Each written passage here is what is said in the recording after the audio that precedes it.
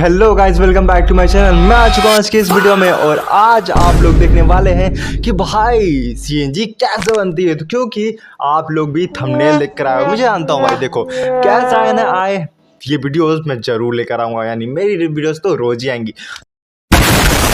तो फटाफट से आज की इस वीडियो को स्टार्ट करते हैं, ज़्यादा टाइम वेस्ट न करते हुए। और कमेंट में बताना कि मैं नेक्स्ट वीडियो किस पे रिएक्शन दूं। तो फटाफट से कमेंट कर दो और सब्सक्राइब कर देना अगर अच्छी लगे वीडियो। तो चलो चलते हैं। A few moments later. Video का क्रेडिट जाता है प्रोसेस तक। तो भाई ये वीडियो है प्रोसेस तक की, तो जाके उनको सब्सक्राइब और लाइक कर देना। चलो स्टार्ट करते हैं इनकी वीडियो को। कहां से आती तो है चलो और उसका देखते हैं। फॉर्मेशन कैसे होता है। दूसरा, इस गैस भाई, को आती सीएनजी कहां में से है कैसे बदला CNG? जाता है। और तीसरा, ये गैस पहले फ्यूल स्टेशन और फिर हमारे वाहनों तक कैसे पहुंचती है। तो सबसे पहले समझते हैं कि आखिर नेचुरल गैस सही बात है बनती भाई। मतलब कैसे ये है। सोचो कि ये कैसे बनती है, मतलब कैसे बनती होगी ये गैस।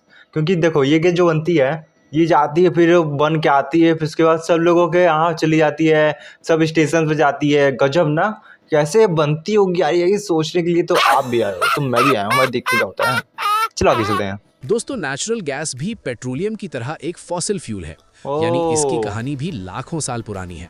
बहुत समय पहले जब पृथ्वी पर जीव जंतु, पेड़ पौधे और समुद्री जीव रहते थे, तो किसी प्राकृतिक आपदा के कारण बड़ी आबादी की मृत्यु के बाद उनके अवशेष जमीन और समुद्र के नीचे दब जाते थे। अच्छा, समय के तो साथ इनके इन पर अवशेष मिट्टी नीचे और जब पत्थरों दब की जाते कई थे? परतें जमती चली गईं, जिसके कारण धीरे धीरे इन पर बहुत ज्यादा दबाव पड़ा।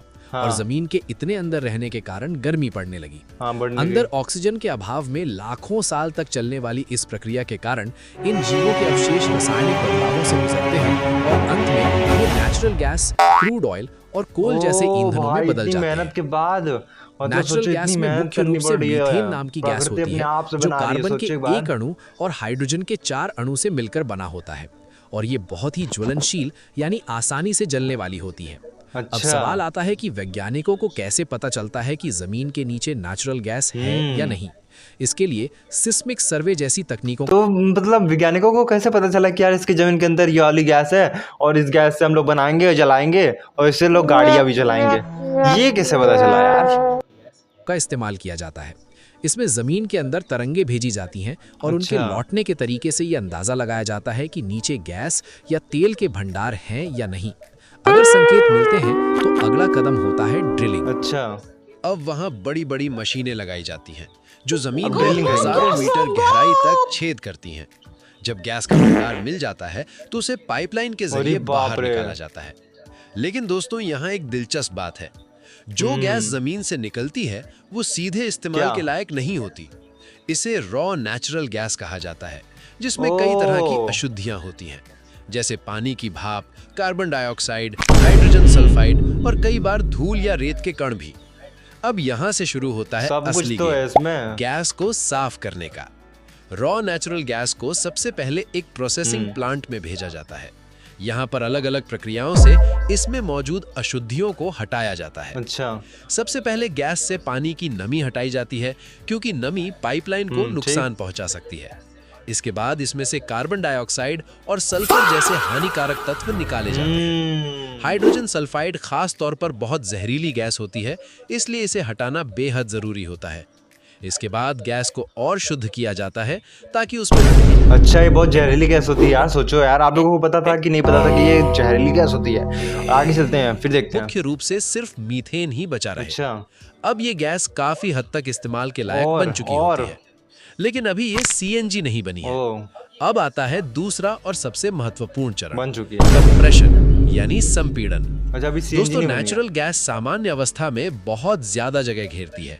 अगर इसे कंप्रेशन। ऐसे ही स्टोर किया जाए तो इसे ट्रांसपोर्ट करना बहुत मुश्किल हो जाएगा, इसलिए इसे हाई प्रेशर पर दबाया जाता है। यही प्रक्रिया कहलाती है कंप्रेशन। इसमें गैस को लगभग 200 से 250 बार तक के प्रेशर पर कंप्रेस किया जाता है।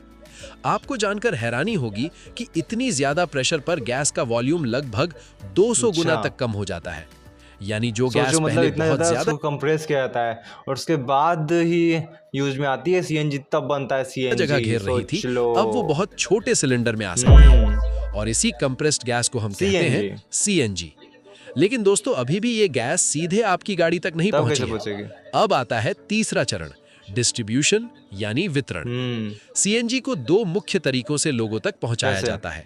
पहला, पाइपलाइन के जरिए और दूसरा सिलेंडरों के अच्छा। जरिए। बड़े शहरों में नेचुरल गैस को लंबी लंबी पाइपलाइनों के जरिए अलग-अलग इलाकों तक पहुंचा पहुंचाया दिया जाता है।